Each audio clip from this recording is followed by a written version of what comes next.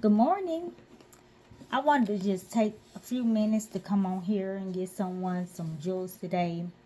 I haven't really been actively online, but every time I do hop on, I see a whole lot of grief just from various reasons.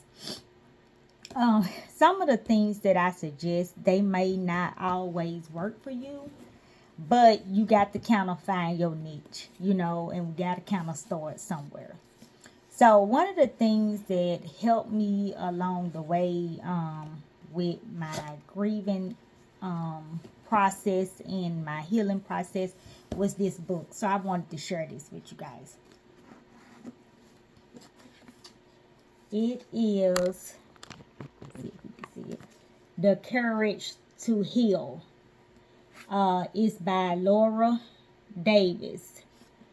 It's a pretty thick workbook. I ended up working completely through the workbook because I had a lot of things that I needed to unpack. You may not have to go as far as I did with the workbook. It is something that my therapist recommended for me to do when I first started therapy. But it takes courage to heal. It really does. It takes courage to be transparent about your feelings, your emotions. It takes courage to be vulnerable, to openly express that it's something going on and that you need help from it. It takes courage to stand up to those who's going to lash out because you're speaking out. But one thing I try to tell people is a couple of things. One, we write our own narratives. So if you don't want me saying certain things about you, then don't do it. That's really the only sure way that we can be assured that it won't be said unless somebody just lie. But it is what it is. Things happen.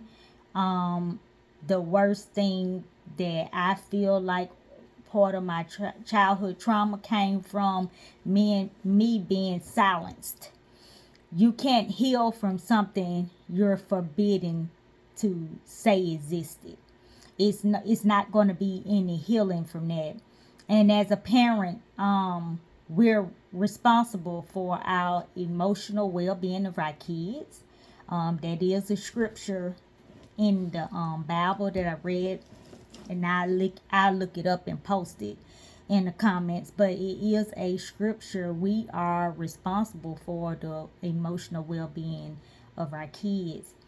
And if you silence me and forbid me to talk about or of my experiences and the things that's traumatic to me, is no way that I can heal if I'm muted.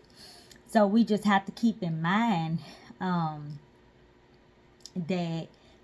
it is what it is, and we don't need to. If something was to happen to our kids, we need to get them the proper help and assistance they need, and we need to stop normalizing. We're going to sweep this under the rug. We're going to act like this didn't happen and be quiet and don't say nothing. And we got to be less concerned with how we're looking and start really resolving our kids' their emotional and mental trauma. Otherwise we're just going to go round and round in a circle. So, The Courage to Heal by Laura Davis. This is it's a workbook.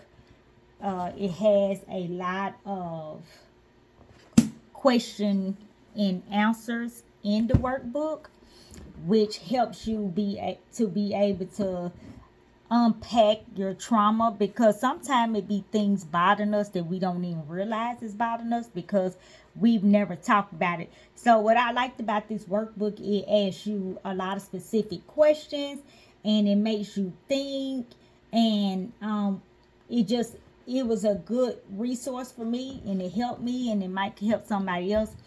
and we could begin to work through our traumatic experiences, whatever those may look like. But we cannot heal if we won't talk about the situations. If we hold it in or suppress those emotions or refuse to communicate, it's not going to be any healing from that. So if you're kind of uncomfortable with talking to someone else, maybe the workbook, you could read it and it might help you work through some of those things yourself. But I'm still advocate for therapy, for mental health is vital to our well-being, our train of thoughts, our emotional support. All that stuff determines what type of individual that we become, in our life. So I'm a still 100% advocate for it, even though I haven't been in a while, but I did go consistently for 10 years. And I wouldn't be where I was today if I had not went. It's just too much information out there that I just didn't know about. And I wasn't taught how to deal with trauma, and I didn't know how to deal with it. And the people around me didn't either. So just because it wasn't taught to me and they didn't know it to be able to teach it to me, don't mean that I shouldn't try to learn how to deal with my own trauma. So I went and got the help that I needed to be able to work through some of those traumatic experiences and emotions. So I just wanted to share that today with somebody in hopes to be able to help somebody start their healing journey. So that's it. That's all I got to say. So have a good day. I'm going to go on my way because of course I got some more stuff I need to get done. So bye.